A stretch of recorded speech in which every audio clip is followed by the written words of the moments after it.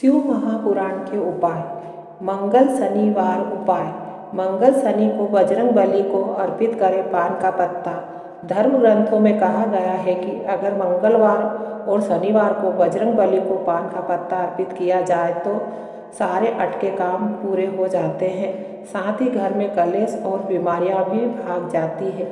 माना जाता है कि बुधवार को पान के पत्ते का सेवन करना चाहिए। ऐसा करने से इंसान में बाहुबल और मानसिक ताकत में वृद्धि होती है।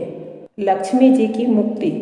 कहते हैं कि राजा बलि के कारागार में श्री लक्ष्मी जी सब देवताओं के साथ बंधन में थी। कार्तिक कृष्ण अमावस को भगवान विष्णु जी ने वामन अवतार धारण कर उन सबको बंधन से छुड़ाया था।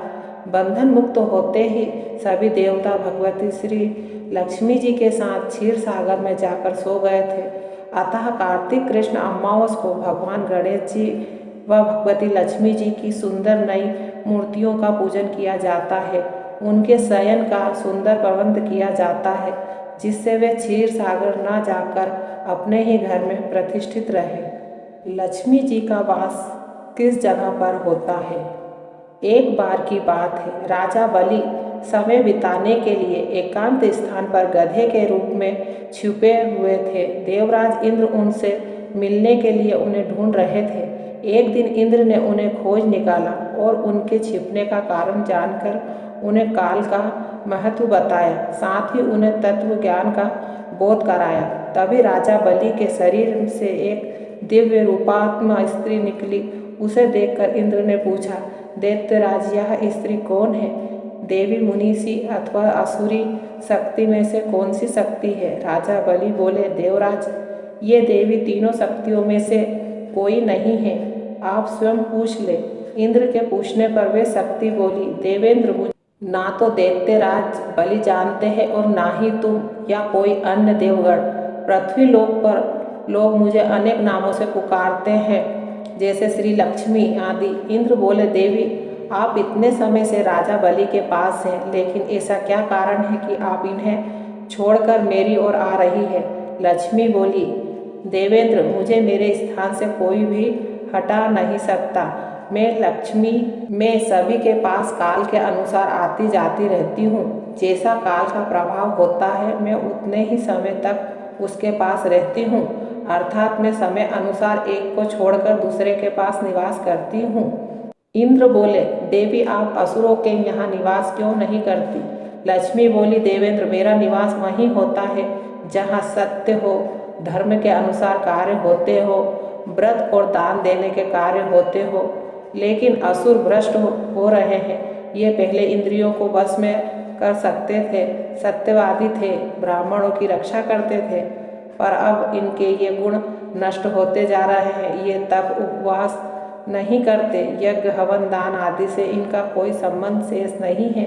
पहले ये रोगी स्त्रियों, वृद्धों, दुर्बलों की रक्षा करते थे, गुरुजन का आदर करते थे, लोगों को क्षमा दान देते थे। लेकिन अब अहंकार, मोह, लोभ, क्रोध, आलस्य, अविवेक, काम आदि में इनके शरीर में जगह बना ली है। ये लोग पशु तो पाल लेते हैं, लेकिन उन्हें चारा नहीं खिलाते, उनका पूरा दूध निकाल लेते हैं और पशुओं के बच्चे भूखे रहते हैं। ये अपने बच्चों का लालन पालन करना भूलते जा रहे हैं। इनमें आपसी भाईचारा समाप्त हो गया है। लूट खसोट, हत्या, विचार, कलह, स्त्रियों की पतिव्रता नष्ट करना ही इनका धर्म हो गया है। सूर्य उदय के बाद तक सोने के कारण स्नान ध्यान से ये विमुख होते जा रहे हैं। इसीलिए मेरा मन इनसे उछट गया है। देवताओं का मन अब धर्म में आसक्त हो रहा है, इसीलिए अब मैं इन्हें छोड़कर देवताओं के पास निवास करूंगी। मेरे साथ श्रद्धा, आशा, क्षमा, जया, शांति, संतति, घृति और विजयति ये आठों देवियां भी निवास करेगी। देवेंद्र अब आपको ज्ञात हो गया होगा कि मैंने इन्हें क्यों छोड़ा है, साथ ही आपको इनके अवगुणों का भी ज्ञान हो गया है। तब इंद्र ने लक्ष्मी को प्रणाम किया और उन्हें आदर सहित स्वर्ग ले गए। लक्ष्मी जी की अंगूठी। एक कहानी। एक निर्धन व्यक्ति था।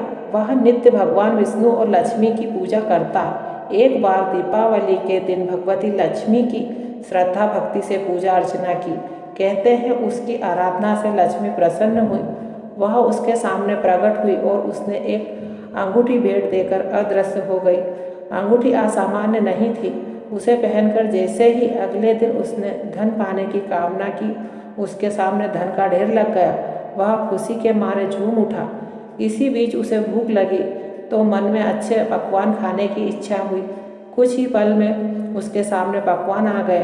अंगूठी का चमत्कार मालूम पड़ते ही उसने अपने लिए आलीशान बंगला, नौकर चाकर आदि तमाम सुविधाएं प्राप्त कर ली। वह भगवती लक्ष्मी की कृपा से प्राप्त उस अंगूठी के कारण सुख भोगने लगा। अब उसे किसी प्रकार का कोई दुख, कष्ट या चिंता नहीं थी। नगर में उसका बहुत नाम हो गया। एक दिन उस नगर में जोरदार तूफान के साथ बारिश होने लगी। कई निर्धन लोगों के मकानों के छप्पर उड़ गए। लोग इधर उधर भागने लगे। एक बुढ़िया उसके बंगले में आ गई। उसे देख वह व्यक्ति गरज कर बोला, "ए बुढ़िया, कहाँ चली आ रही हो?" बिना पूछे बुढ़िया ने कहा, "कुछ देर के लिए तुम्हारे यहाँ रहना चाहती हूँ।" लेकिन उसने उसे बुरी तरह डांट फटक दिया। उस बुढ़िया ने कहा, "मेरा कोई आसरा नहीं है। इतनी तेज बारिश में कहाँ जाऊंगी? थोड़ी देर की ही तो बात है।" लेकिन उसकी किसी भी बात का असर उस व्यक्ति पर नहीं पड़ा। जैसे ही सेवकों ने उसे द्वार से बाहर किया, वैसे ही जोरदार बिजली कांपी। देखते ही देखते उस व्यक्ति का मकान जलकर खाक हो गया। उसके हाथों की अंगूठी भी गायब हो गई। सारा वैभव पल भर में राख के ढेर में बदल गया। उसने आंख खोलकर जब देखा तो सामने लक्ष्मी थी, जो बुढ़िया कुछ देर पहले उसके सामने दीनहीन गिड़गिड़ा रही थी, वही अब लक्ष्मी जी के रूप में उसके सामने मंद मंद मुस्कुरा रही थी। वह समझ गया उसने बुढ़िया को नहीं, साक्षात लक्ष्मी जी को घर से निकाला था। वह भगवती के चरणों में गिर पड़ा। देवी बोली, "तुम इस योग्य नहीं हो। जहाँ निर्धनों का सम्मान नहीं होता, मैं वहाँ निवास नहीं कर सकती।" यह कहकर लक्ष्मी जी उसकी आंखों से ओझल हो गई। श्री लक्ष्मी नारायण नमो नमः। हर हर महादेव।